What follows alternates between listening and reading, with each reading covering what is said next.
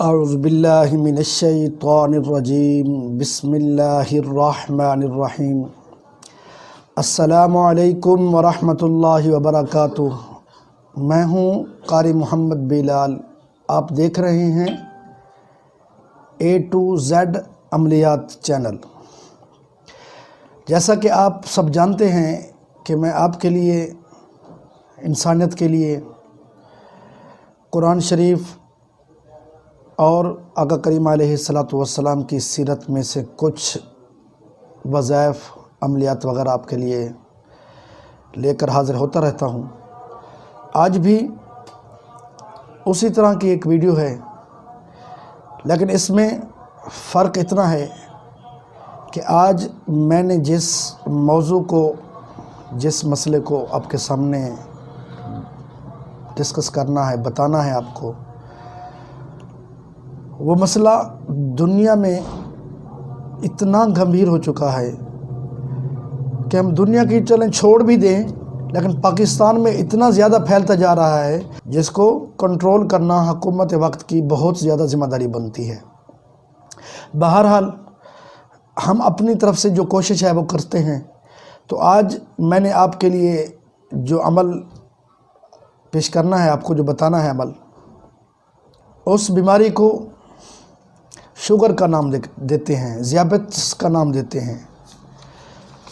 میں آپ کو تھوڑا سا شوگر کے حوالے سے کچھ معلومات دے دوں تاکہ آپ کو پتہ چلے، آپ کو آئیڈیا ہو کہ شوگر اتنا پھیلتی جا رہی ہے تو اس کو کنٹرول کرنا تو بنتا ہے، اس کا کوئی نہ کوئی حل تو ہونا چاہیے۔ شوگر، سب سے پہلے ذہن میں رکھ لیں کہ شوگر ایک ایسی مرض ہے، جب بھی انسان کے ساتھ لاحق ہو جاتی ہے، انسان کو مرض یہ لگ جاتی ہے تو وہ مرتے دم تک ساتھ رہتی ہے، وہ چھوڑ کے جاتی نہیں ہے۔ ایک بات۔ دوسری بات یہ ہے کہ شوگر ہے کیا چیز، ذہن میں رکھنا، جسم کے اندر اللہ تعالیٰ نے ہر طرح کی غذا کو ہضم کر کے خون کا حصہ بنانے کا ایک پورا سسٹم رکھا ہے۔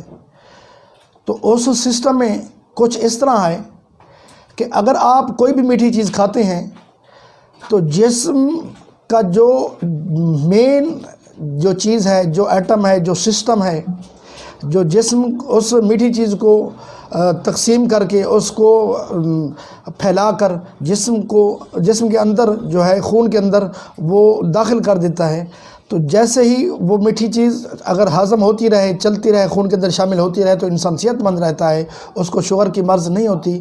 تو جیسے ہی وہ سسٹم ختم ہو جائے، اس کے اندر کوئی نہ کوئی نقص آ جائے، کوئی نہ کوئی عیب آ جائے، تو اس کے بعد ہوتا یہ ہے کہ آپ کوئی بھی چیز، جب بھی کوئی چیز میٹھی کھاتے ہیں تو میٹھی چیز کو وہ سسٹم قبول ہی نہیں کرتا، بلکہ وہ سٹور کرتا رہتا ہے۔ جیسے بھی آپ کوئی میٹھی چیز کھاتے ہیں تو فوراً وہ اٹیک کر دیتی ہے یا وہ جسم کو نقصان دے دیتی ہے۔ تو سامعین محترم، اسی ہی طرح یہ شوگر بڑھتی جا رہی ہے، اے روز اس کا اضافہ ہوتا جا رہا ہے۔ اس کی ایک چھوٹی سی مثال میں آپ کے سامنے رکھتا ہوں کہ ہر سال، یعنی سالانہ، پاکستان کے اندر 2 لاکھ افراد معذور ہو رہے ہیں اس مرض کی وجہ سے۔ کسی کی ٹانگ کٹ جاتی ہے، کسی کا بازو کٹ جاتا ہے، کسی کو کوئی عیب لگ جاتا ہے، کسی کو کوئی عیب لگ جاتا ہے، یعنی وہ مرنے سے پہلے 2 لاکھ افراد پاکستان میں ایسے ہیں جو معذور ہو جاتے ہیں۔ اور اسی طرح جب ہم اس کو مزید وسعت سے سرچ کرتے ہیں، دیکھتے ہیں، تو پتہ چلتا ہے کہ پاکستان میں ہر چوتھے بندے کو 4 لوگ بیٹھے ہوں گے، ان 4 میں سے 1 کو شوگر ہوگی، یعنی ہر چوتھے بندے کو شوگر ہوگی۔ تو اتنا اس کی مقدار بڑھتی جا رہی ہے، تو اس کو کنٹرول کرنا، اس کا حل تلاش کرنا ذمہ داری بنتی ہے۔ بہرحال آئیے تھوڑا سا آپ کو دنیا کے حوالے سے ایک چھوٹی سی بات بتا دوں تاکہ میں اپنے وظائف کی طرف واپس آؤں۔ تو سامعین محترم، اس وقت دنیا میں تقریباً 42 کروڑ سے بھی زیادہ لوگ اس مرض کا شکار ہیں۔ 42 کروڑ، یعنی یہ جو کرونا وائرس آیا ہے، اس سے بھی کئی گنا زیادہ وہ مرض ہے شوگر کی۔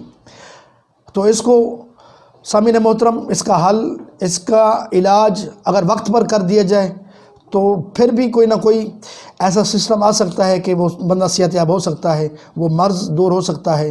تو سامعین محترم، میں نے بھی اسی طرح آپ کے لیے ایک وظیفہ لایا ہوں، ایک عمل لایا ہوں شوگر کے مرض کا، اگر آپ اس کو کریں گے تو یقیناً اگر آپ یا آپ میں کوئی ایسا ہے جس کو شوگر ہے آپ کے جاننے والوں میں سے، تو اگر آپ یہ عمل کریں گے تو میں گارنٹی دیتا ہوں آپ کو کہ قرآن شریف وَنُنَزِّلُ مِنَ الْقُرْآنِ مَا هُوَ شِفَاء، قرآن شفا ہے، یہ شفا دیتا ہے، یہ مشکل حل کرتا ہے، مصیبت کو ٹالتا ہے۔ جب آپ قرآن پر یقین کر کے اس عمل کو کریں گے تو یقیناً آپ کو اس مرض سے چھٹکارا ملے گا، آپ صحت یاب ہو جائیں گے۔ تو آئیے اب ہم وظیفے کی طرف آتے ہیں۔ تو سب سے پہلے وظیفے کی طرف آنے سے پہلے ایک بات کو ذہن میں رکھنا کہ شوگر کی مرض کی میں نے دو تقسیم بنائی ہیں، یعنی دو کیٹیگری بنائی ہیں، تاکہ آپ کو وظیفہ جو بتاؤں آپ کو آسانی سے سمجھ آ سکے۔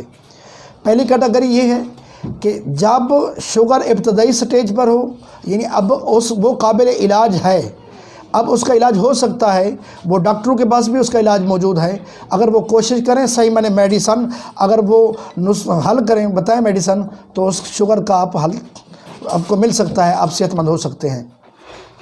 اور دوسری سٹیج وہ ہے کہ جب ڈاکٹر کہہ دیتے ہیں کہ اب آپ کو انسولین کی ضرورت پڑے گی، تا حیات آپ اگر میڈیسن کو ساتھ رکھیں گے تو صحت مند رہیں گے، آپ کو فائدہ دے گی، آپ پھر بھی بہتر رہیں گے۔ اگر آپ انسولین کو یا کوئی بھی میڈیسن کو اگر آپ کسی بھی وقت چھوڑ دیتے ہیں تو یہ شوگر جو ہے یہ اوپر یا نیچے ہائی یا لو ہو جاتی ہے، جس کی وجہ سے انسان بہت زیادہ بے چین ہو جاتا ہے، تو اس کو بے حد فکر لیک ہو جاتی ہے۔ تو اس کے پھر نقصان کیا ہوتے ہیں؟ اس کے نقصان بہت سارے نقصان میں سے میں صرف ایک دو آپ کو بتا دیتا ہوں تاکہ آپ کو آئیڈیا ہو کہ اتنا سخت مرض ہے۔ تو سامعین محترم، جب یہ مرض بہت زیادہ بڑھ جاتی ہے تو سب سے پہلے یہ دل پہ اٹیک کرتی ہے، تو دل کا دورہ پڑتا ہے۔ تو دل کے دورے کے پڑنے کے بعد آپ کو پتہ ہے کہ کچھ بھی ہو سکتا ہے۔ اس کے بعد اس کا دوسرا اٹیک گردوں پر ہوتا ہے۔ جیسے ہی یہ گردے وغیرہ پر حملہ کرتی ہے اس کے بعد وہ فیل ہو جاتے ہیں، وہ نکارہ ہو جاتے ہیں، وہ کسی کام کے قابل نہیں رہتے، تو انسان پھر بھی اس دنیا سے جا سکتا ہے۔ اس کے علاوہ کوئی معذوری بھی لاحق ہو سکتی ہے، انسان معذور ہو سکتا ہے، جس کی وجہ سے انسان ہمیشہ کے لیے کسی کا محتاج ہو کے رہ جاتا ہے۔ تو سامعین محترم، آئیے آپ بھی بچیے محتاجی سے اور اپنے دوست احباب کو بچائیے، عمل کی طرف آئیے، قرآن کی طرف آئیے۔ تو ڈاکٹر تو آپ کا علاج کر ہی رہے ہوں گے، لیکن یہ عمل اگر ساتھ ملا لیں گے تو یقیناً آپ کو شفا ملے گی۔ تو اللہ تعالیٰ نے خود ہی تو فرمایا ہے کہ میں ہی شفا دیتا ہوں۔ جب اللہ شفا دیتا ہے تو پھر اس کے کلام سے شفا کیوں نہ لے؟ تو آئیے، جو پہلی کیٹیگری ہے، جو پہلی سٹیج ہے، وہ اس کا جو عمل ہے میں آپ کو بتا دیتا ہوں، سماعت فرمائیں۔ وہ عمل ہے کہ سب سے پہلے آپ نے نماز عصر ادا کرنی ہے۔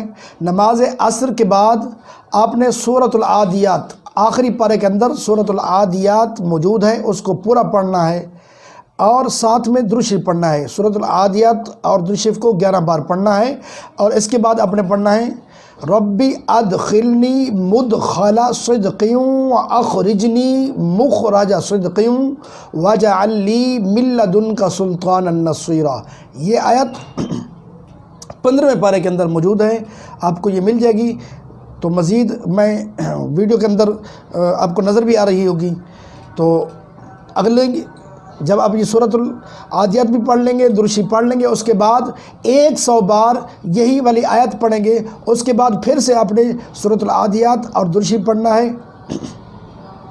جب آپ سورۃ العادیات اور درود شریف پڑھ لیں گے تب جا کے اپنے دعا مانگنی ہے، لیکن یاد رکھنا اس وظیفے کے درمیان آپ نے کسی سے کوئی بات نہیں کرنی، خاموشی سے بیٹھ کے اس کو پڑھنا ہے۔